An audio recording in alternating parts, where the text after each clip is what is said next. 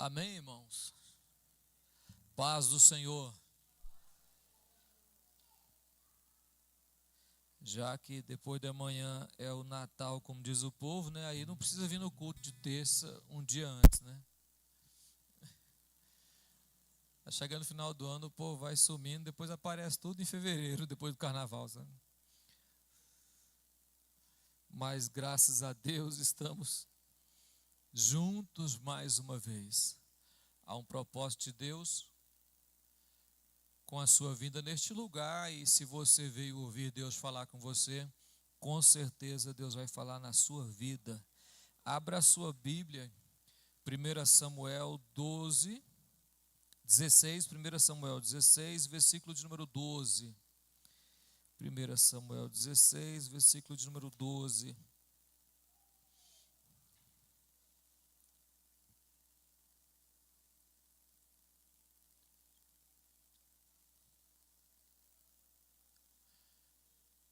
Primeira Samuel 16, versículo 12.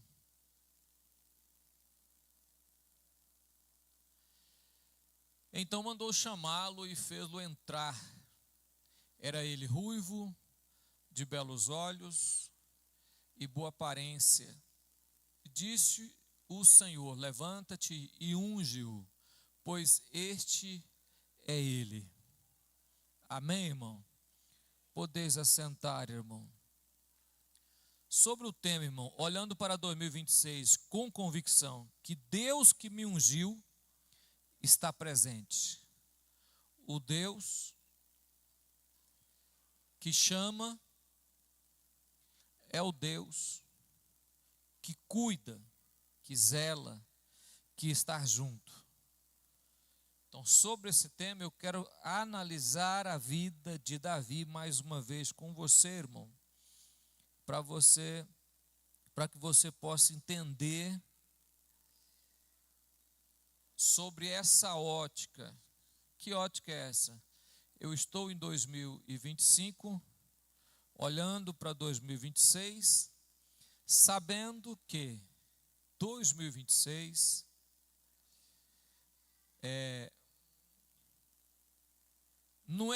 não tem uma expectativa boa, nem financeiramente, nem governamental, mas nós temos uma certeza: servimos a Deus. Amém, irmão? Nós servimos a Deus. Davi, o rei Davi, a razão que o rei Davi aparece no cenário é exatamente porque Deus rejeita Saul. Deus rejeita Saul. E por que Deus rejeita Saul? Deus rejeita Saul porque Saul desobedeceu uma ordem direta de Deus, que é uma questão que muitas pessoas não conseguem entender quando se fala em ordem, né? Não consegue compreender isso. Coloca para mim aí, meu filho. 1 Samuel, capítulo de número 15, versículo 22. Por que Deus rejeita Saul? Porém, Samuel disse: tem porventura o Senhor tanto prazer em holocausto e sacrifício, quanto em que se obedeça a sua palavra?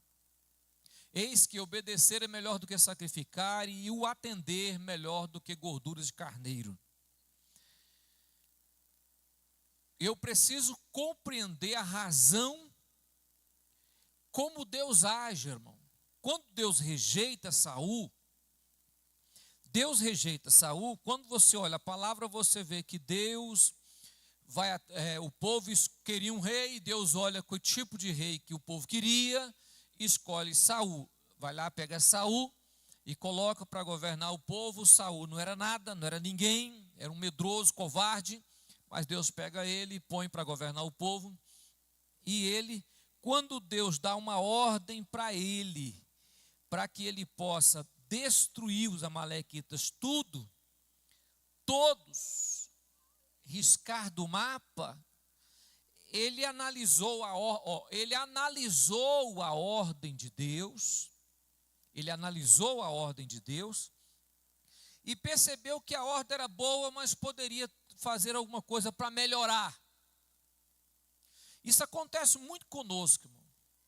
Nós queremos, uma vez ou outra, tentar melhorar as coisas de Deus para nós. Deus fala na Bíblia que é para ser feito assim, mas... Explicando o que, irmãos? Ordem de Deus não existe mais, não existe termos comparativos ou não dá margem para analíticos. Ordem de Deus, ela é reta e só aquilo. Por exemplo, não adulterarás, não adulterarás. Não matarás, não matarás. Não dirás falso testemunho. Está vendo como é que é a ordem de Deus? E de pregar, não tem como eu analisar e complementar a ordem. Então ela destrói tudo, animal, o homem, todos, destrói tudo. Não é para ter raça. Não é para ter essa raça. Perfeito. Mas quando ele chegou lá, ele preservou o rei, preservou algumas coisas, alguns animais, e preservou alguns despojos para o povo. Quando Samuel chega, Samuel fala para ele, olha, não era para destruir tudo? A ordem era destruir tudo. Mas o povo, ficamos com medo do povo, e aí o povo resolveu permitir tirar alguns bois, algumas ovelhas para o sacrifício. É para ofertar e adorar ao Senhor. Se é para Deus, eu posso desobedecer a Deus. Ué, como? Porque vou ofertar a Deus, eu posso desobedecer a Deus. Aí entra essa palavra de Samuel aí, olha. Tem porventura o Senhor tanto prazer em holocausto e sacrifício, quanto que se obedeça à sua palavra? O que é melhor, irmão? O que é melhor? Eu fazer sacrifício sem obediência? Ou eu obedecer e muitas vezes não consigo fazer sacrifício? Então, Saul é rejeitado. Quando Saul é rejeitado, a Bíblia diz que Deus falou para Samuel assim, olha, eu já tenho encontrado um homem que me agrada. Já encontrei um homem que é segundo o meu coração. Este homem já existe. Ele ainda era um menino. Eu encontrei um homem que agrada o meu coração. E falou com Samuel que encontrou esse homem e aonde esse homem estava. E Samuel, depois Deus dá uma ordem a ele no capítulo 16, dizendo para ele assim, ó, vai... 16 primeiro, disse o Senhor a Samuel, até quando terás pena de Davi? Se Deus rejeitou, pena de Saul, até quando terás pena de Saul? Havendo eu rejeitado, para que não reine sobre Israel. Vai agora à casa de fulano e lá você vai, eu já provi dentre os filhos dele um rei. Você vai para lá e lá você vai fazer um sacrifício e vai ungir um rei lá. Olhe para mim, irmão.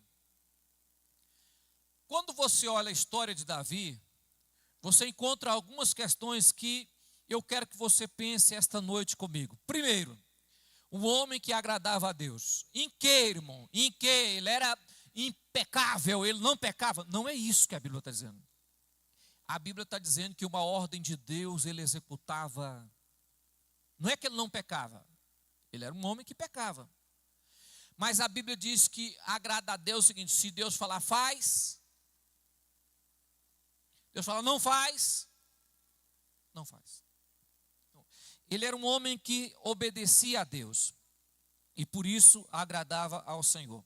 A vida dele nas ovelhas, ele vai chamado por Saul para tocar a harpa. Saul tem o Espírito do Senhor sai dele porque ele desobedeceu a Deus e ele começa a ser atormentado por um espírito maligno e alguém olha e diz assim, olha, eu conheço um homem, um rapaz, filho de fulano, que ele é um homem,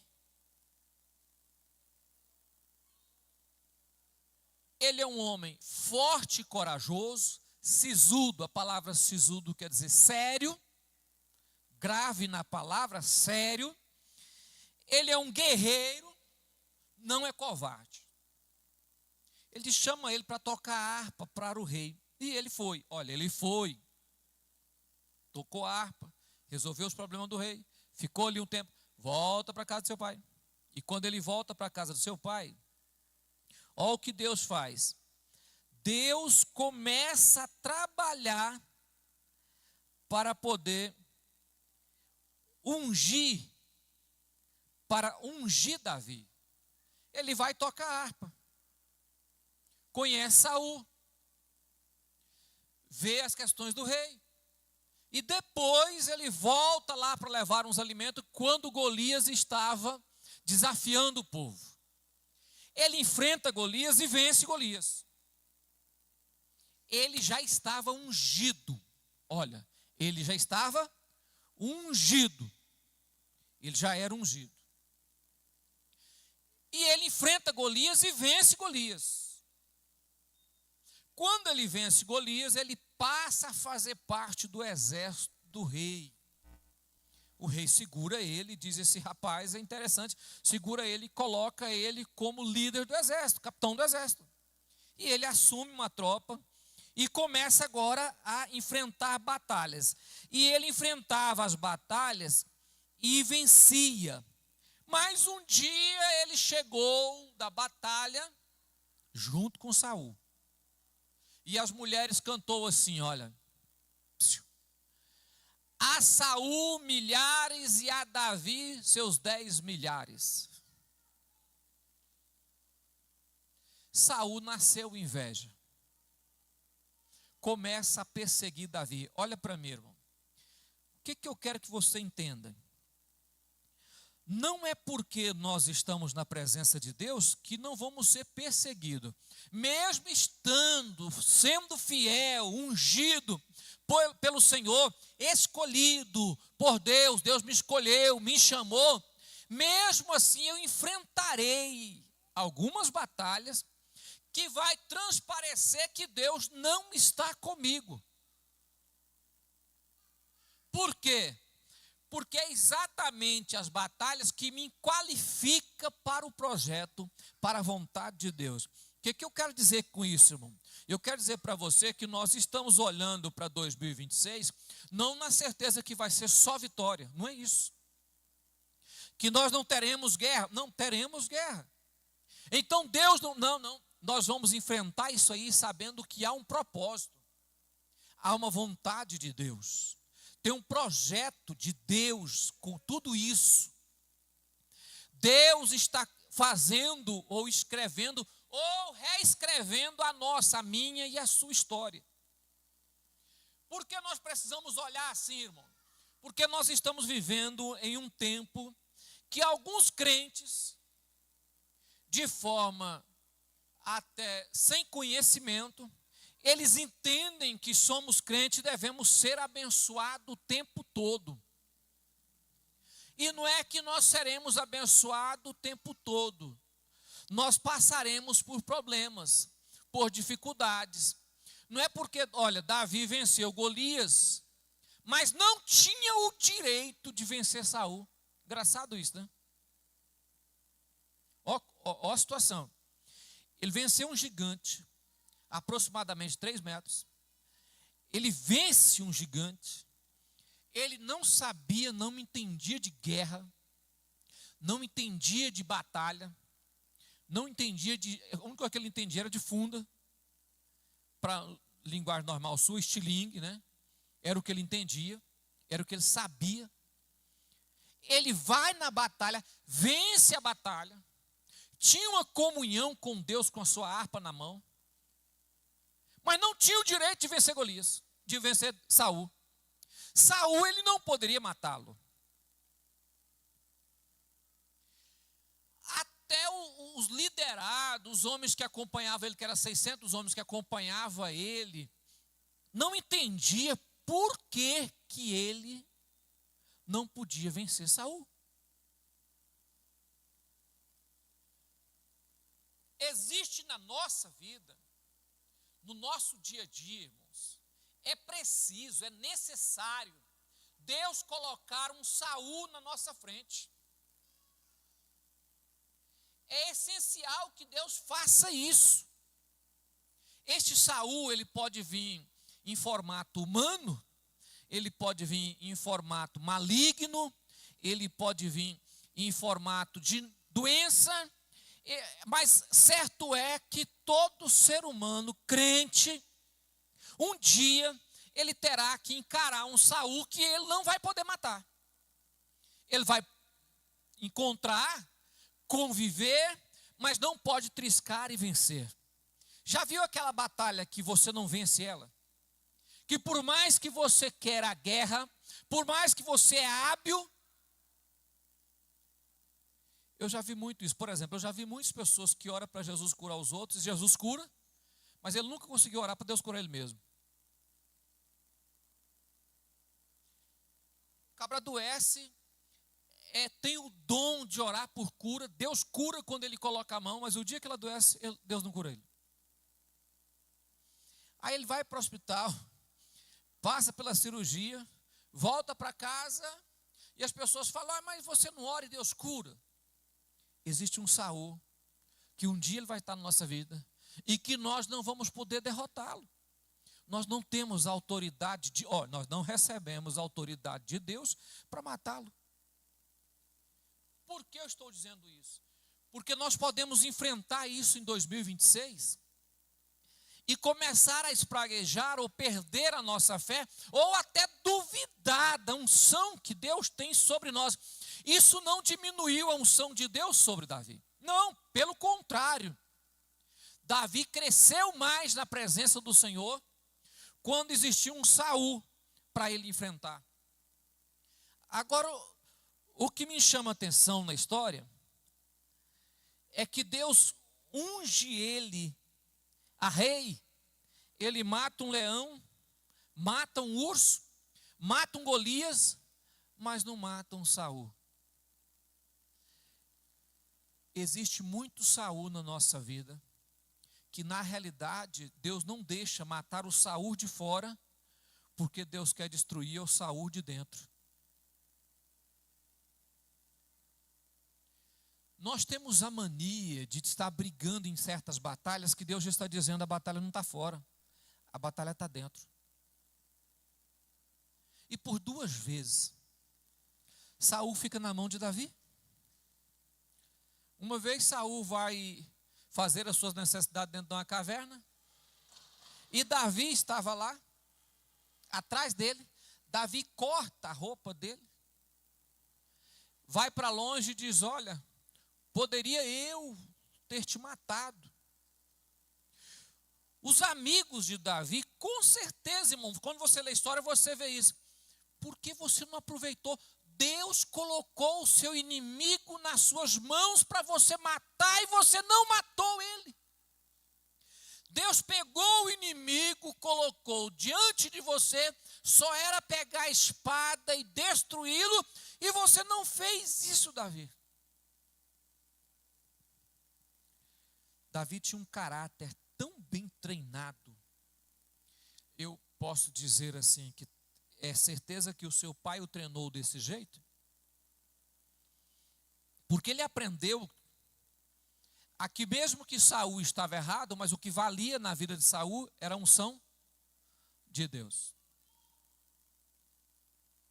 A unção de Deus na vida de Saul, nem Saul respeitava isso, mas Davi respeitava a unção de Deus na vida de Saul. E Davi dizia o seguinte, posso eu tocar no ungido do Senhor? Ou seja, não sou eu responsável por essa atitude. Se Deus o colocou no reinado, Deus tirará ele do reinado, mas não sou eu o homem que vai fazer isso. Os amigos de Davi não entendiam essa questão, irmão. Por que não entendia? Mas se ele mata um urso, mata um leão, ganha batalhas, destrói filisteus, destrói Golias, e não vai destruir um Saul? A questão é que Deus muitas vezes está matando o Saul que está dentro de nós. Um Saul, Deus já tinha ele, não precisava de 2. E se o Saul externo morresse, Davi não ia aprender que não deveria ter atitudes igual Saul. Tem hora que Deus coloca pessoas erradas do nosso lado para você olhar e fazer essa atitude, eu não posso praticá-la. Olhe para mim, irmão.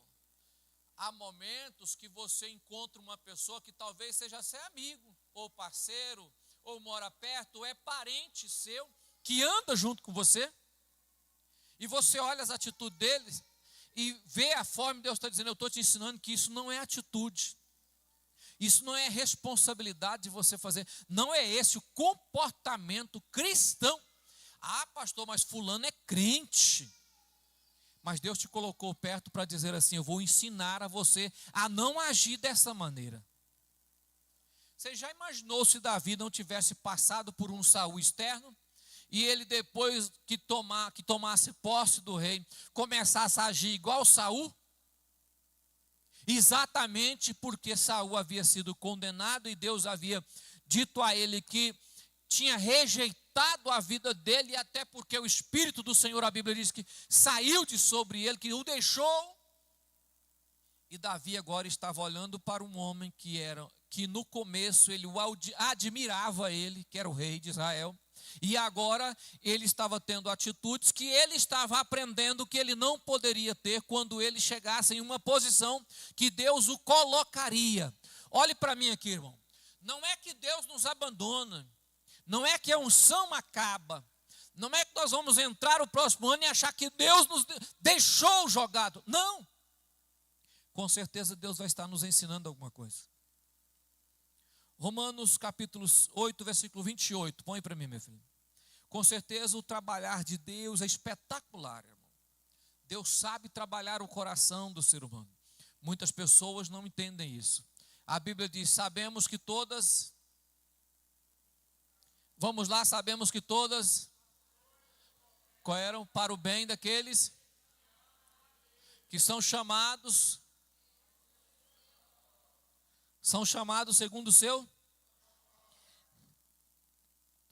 Eu acho bom essa palavra cooperam, que em outra tradução vem contribui. Cooperar é quando duas pessoas pegam de um lado de algo para carregar, entendeu? Alguém vai carregar um peso sozinho, o outro chega, pega de outro lado e faz duas pessoas para carregar uma mesa, por exemplo. Estou cooperando com alguém, eu estou auxiliando, ajudando alguém na sua tarefa.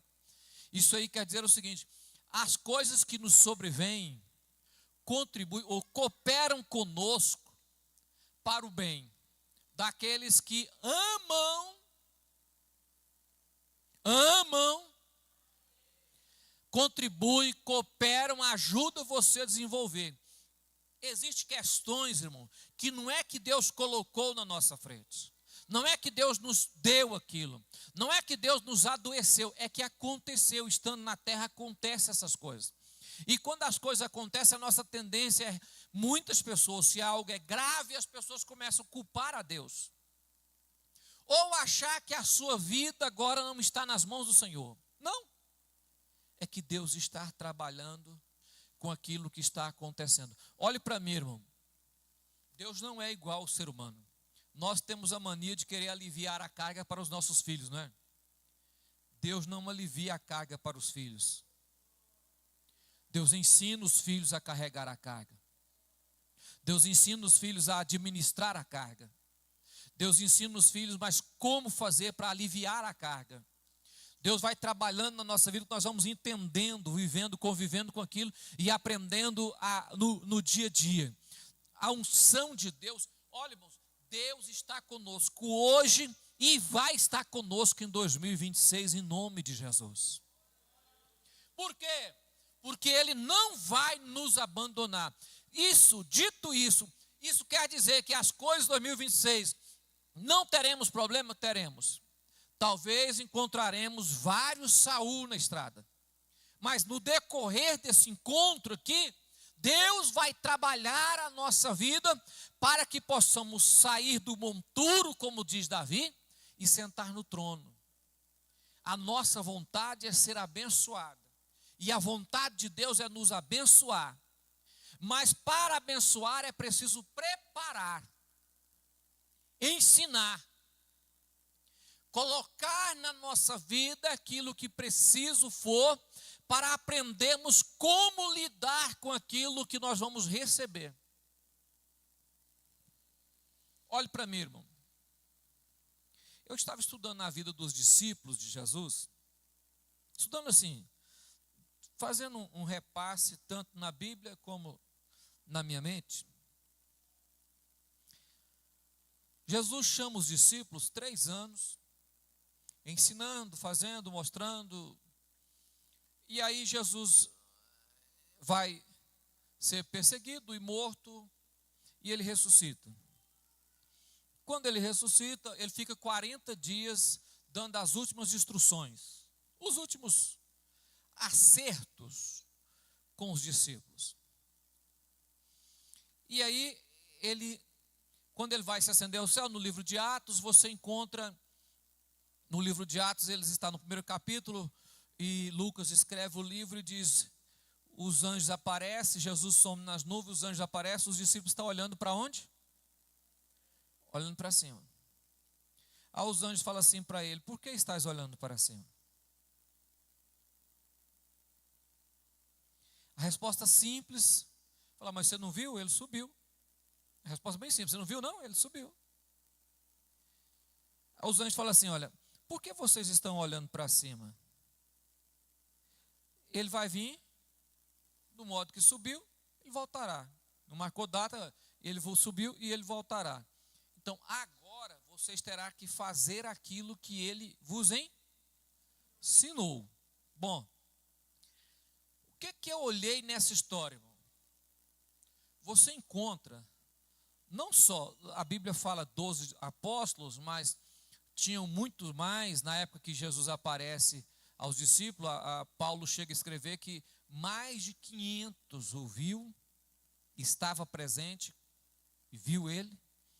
Inclusive fala, e um desses, Cefas, que é Pedro, como testemunho, e os homens abandonam tudo, até a própria vida. Em 3 anos, Jesus conseguiu colocar no coração daqueles homens algo que nunca mais se assentou ao coração de ninguém. Eles conseguiram deixar de ver a glória daqui para receber a glória de lá. Engraçado isso, não é? Por quê, irmãos?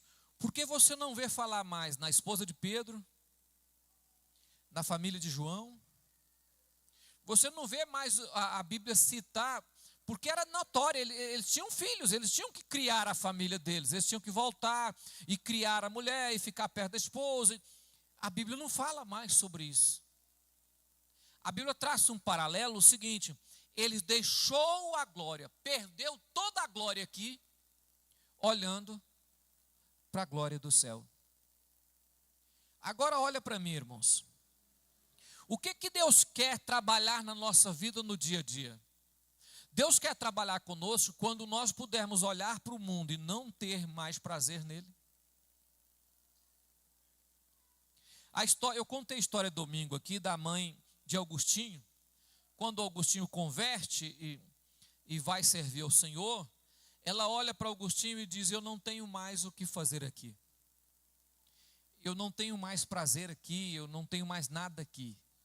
Acho que 6 ou 9 dias depois ela morre. Quando eu olho para mim e começo a observar que a minha vida não é tão interessante se ela estiver por aqui, todo o interesse dela está na glória. As pessoas precisam entender que o trabalhar de Deus na nossa vida é para ir tirando o eu, abandonando o eu e substituindo pelo cristianismo, pelo Cristo ressurreto, pelo Cristo transformador a cada dia. E isso acontece na nossa vida de uma forma tão sublime que o Deus que chamou, que ungiu, ele acompanha de perto o processo. E isso pode levar tempo ou isso pode acontecer rápido. Depende muito da nossa vontade.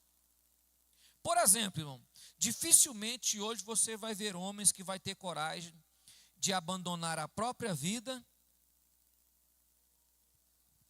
para seguir o ministério. As pessoas têm medo. As pessoas têm medo, irmão. Medo de passar fome, medo de padecer necessidade, medo de chegar na velhice e não ter cuidados. A pessoa tem medo. 90% hoje dos obreiros têm medo. Eu já vi muitos obreiros, homens de Deus, que você fala, irmão, por que você não sai do serviço e fica só na obra? Ah, não dou conta não. Tem uma despesa, tem uns negócios, tem algo para fazer. Olhe para mim, Deus te ungiu, irmão. A Bíblia diz que nós somos ungidos pelo Espírito Santo do Senhor, selado é, ou seja, fechado. Selado é o quê? Tem dono. Deus nos ungiu. E o Deus que nos chamou, Ele acompanha de perto a nossa vida, dia após dia. Jesus disse assim, olha, eu estarei convosco até a consumação, ou seja, até o fim. Então, o Deus que está conosco não é que impede problemas, não é que impede doença, não, mas Ele vai acompanhar o processo que Ele vai fazer na nossa vida até nós chegar na glória. Reinar é só no céu. Ninguém reina aqui. Pode enricar, ganhar dinheiro, comprar o quê? Mas você não reina aqui. Nós somos chamados para reinar. A Bíblia diz que nós somos chamados para reinar com Cristo. Com Cristo. Reinar sem Cristo não acontece. Então, quando Jesus voltar, aí nós vamos reinar com Ele no milênio e continuar com Ele na glória. O que eu estou dizendo para você, irmão? Eu estou dizendo para você que no meio do processo do próximo ano, a sua vida, pastor, agora vamos virar o ano, que essa é a expectativa de toda pessoa, agora vai derrubar todos os problemas e eu vou entrar o ano já abençoado. Não, irmãos, nós vamos entrar o ano em pé, em posição de guerra, e continuar a nossa marcha, sabendo que o Deus que nos chamou há de preservar a nossa alma do inferno e guardar a nossa vida e o nosso corpo para ser transformado em nome de Jesus. Nós fomos chamados para ser guardado até aquele grande dia, em nome do Senhor Jesus. Quem acompanha a trajetória de Davi, olha, Davi dormiu no pântano, dormiu dentro de caverna, dormiu em locais que não podia deitar, dormiu em pé, fingiu de bobo para não morrer, trabalhou de bobo na corte para os filisteus, babou como se tivesse louco, só para ficar vivo, passou necessidade, passou fome, mas mesmo assim ele tinha uma consciência: Deus está comigo. Deus está comigo. O Deus que me chamou, esse Deus está presente na minha vida. Então, eu preciso ter essa consciência de que Deus está presente na minha, na sua vida. Deus foi que te chamou. Coloca para mim aí, meu filho, Salmo 89, versículo de número 20. Salmo 89, versículo 20. Encontrei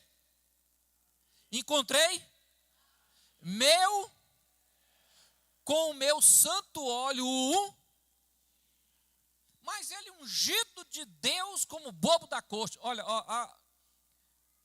nós não queremos isso para a nossa vida. Ungido de Deus, mas escondido em caverna. Ungido de Deus, mas padecendo necessidade. Eu não vou dizer fome, porque o justo não padece fome, padece necessidade. Mas era ungido de Deus. Deus estava presente do lado de Davi? Estava. Deus estava acompanhando o processo da chamada que Deus tinha na vida de Davi.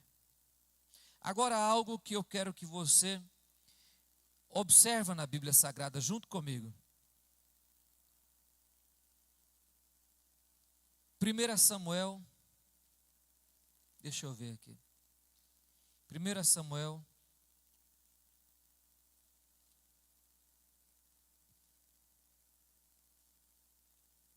não, 2 Samuel 7:12. 2 Samuel 7:12.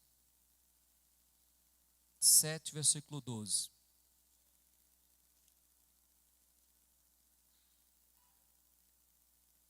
Seguindo, veja. Quantos teus dias se cumprir e descansar com teus pais, então farei levantar depois de ti o teu descendente. Procederá de ti e estabelecerei o seu. Por que Deus não disse o meu reino? Israel não era dele? Israel era dele. Mas ele disse, Davi, o seu reino. Porque Deus havia feito uma promessa e diz, olha Davi, a sua lâmpada não vai apagar em Israel. Quando Saul morre, quando Salomão morre, e os filhos de Salomão assumem o reino, e ele comete um erro clássico, que toda pessoa que herda herança tem essa mania de se achar, tá? Filho de rico, o sem vergonha não trabalhou para nada, e quando entra na Ferrari acha que ele é o cara. Ele não trabalhou para comprar nem uma balinha, foi o pai e o avô que trabalhou e comprou tudo, mas agora ele se acha. O filho de Salomão, quando as pessoas pediram conselho para ele, o pessoal que estava do lado de Samaria foi pedir conselho para ele, diz, olha, fala o seguinte, seu pai, Salomão, pôs uma carga muito pesada sobre nós. Dá para você aliviar a carga, assim nós vamos te servir para sempre.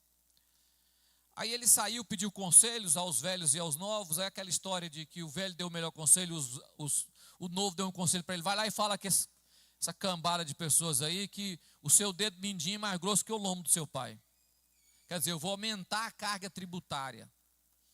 E o pessoal voltou e falou assim, olha, nós vamos aumentar a carga no lombo de vocês têm que dar conta.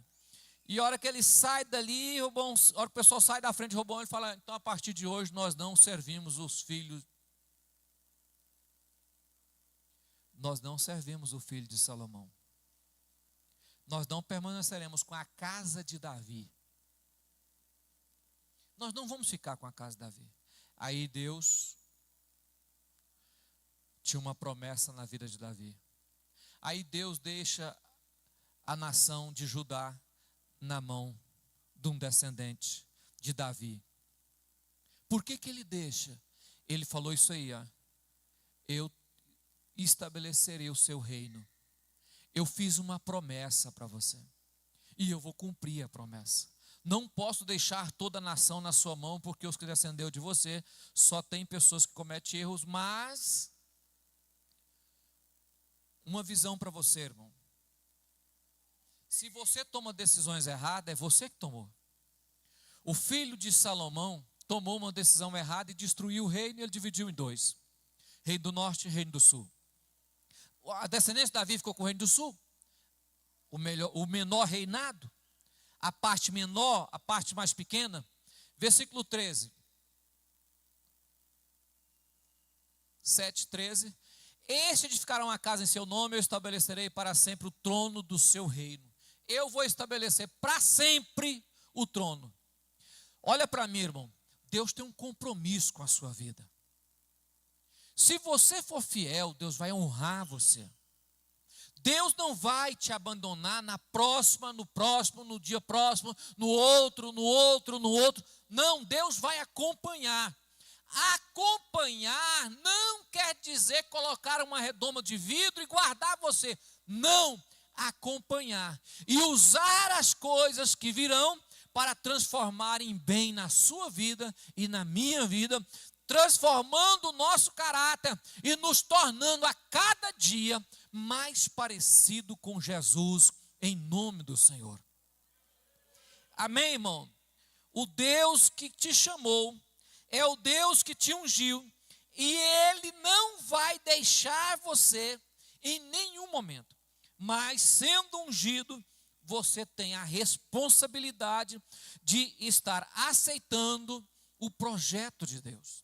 Mesmo que nós enfrentemos batalhas e dificuldades, mas nós passaremos ela orando, jejumando, lendo a Bíblia e cumprindo o ministério do Senhor, em nome de Jesus. O Deus que nos chamou vai estar conosco em 2026 e vai nos abençoar com a sua mão poderosa e vai nos guardar para que possamos passar tudo isso adorando e exaltando o nome de Jesus. Amém, irmão? Amém? Deus te abençoe. colocar de pé?